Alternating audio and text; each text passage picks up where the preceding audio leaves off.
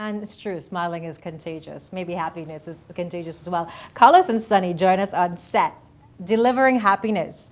And it's interesting because Carlos's title is a happiness navigator and Sunny is a culture and brand boss.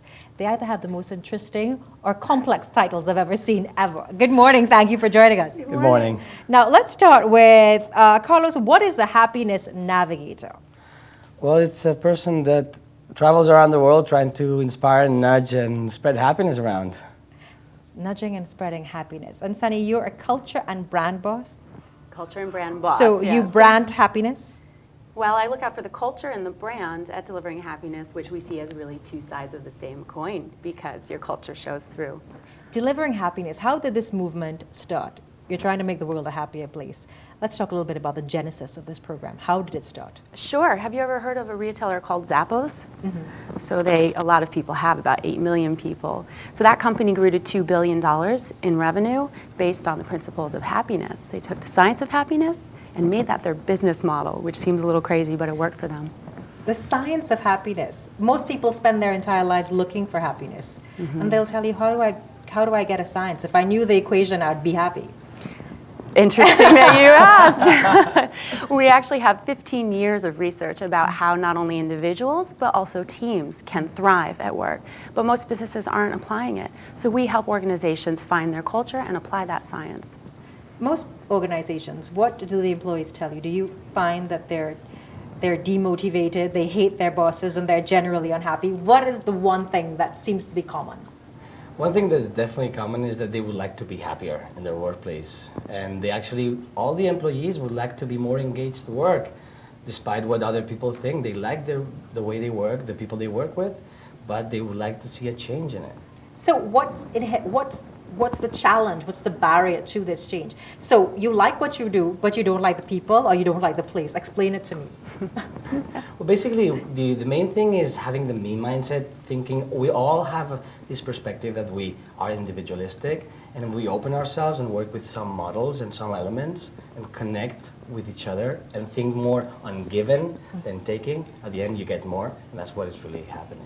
Giving and taking. Now, that is interesting because we live in a very selfish culture. And in an organization, everyone wants to be a star. When you work in a team, there are a number of personalities that you encounter. Everyone wants to be a star. Yeah. How do you tell them, take the individual away and let's all be happy? Well, actually, we don't. We tell them to take the individual to a new level where they really understand their values and find authentic happiness and understand their purpose. And then when they align that to their organizations, that becomes very strong and creates a lot of happiness for them. So when you go into an organization and you tell the boss, your employees are not happy, what's normally the first reaction? Well, we don't. We're going to let them come to us, or we're going to share a little bit of the science, which links productivity and employee happiness very strongly. That 15 years of research gives us a lot to think about.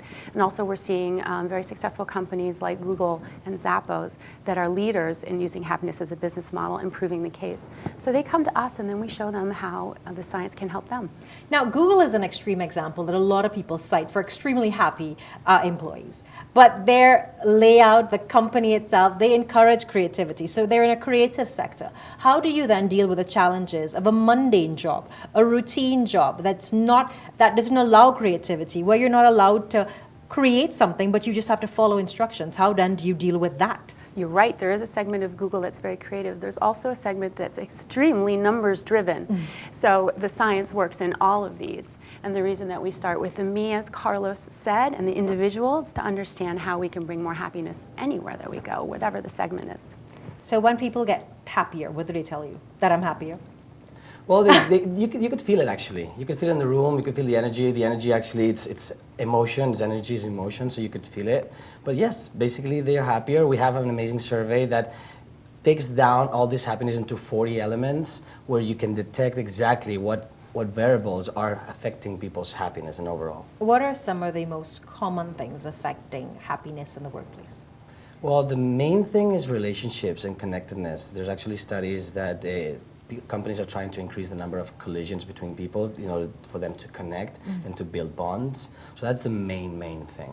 But we work in a time where it communication is becoming more faceless. So I live on my phone. I would send a text, I would send a message, an IM.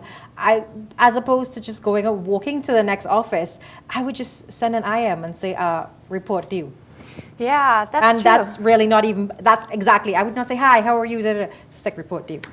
Connection comes in many forms, and we can work with that. We can work with different kinds of connection, but we do know that there's a strong, strong relationship between how connected you are to your employees and how productive you are at work, and also how you communicate and get things done.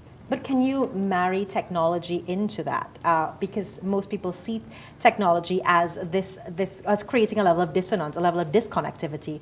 Even though you are more connected to more organizations, you are less connected to the people in your space.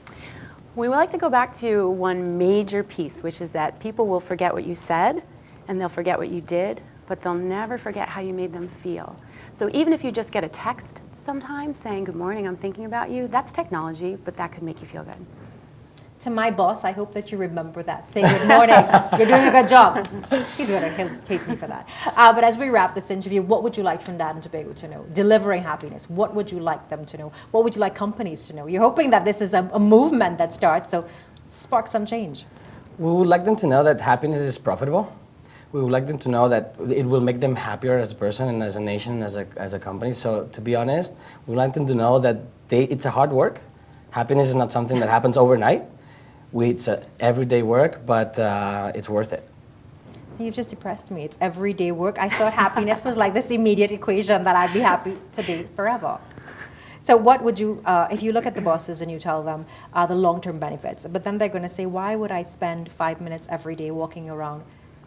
I would ask them, do you want to create sustainable long-term success in your organization, or do you want a silver bullet and you want profits next week that could fade away? And if you do want sustainable long-term success, we see that this model works.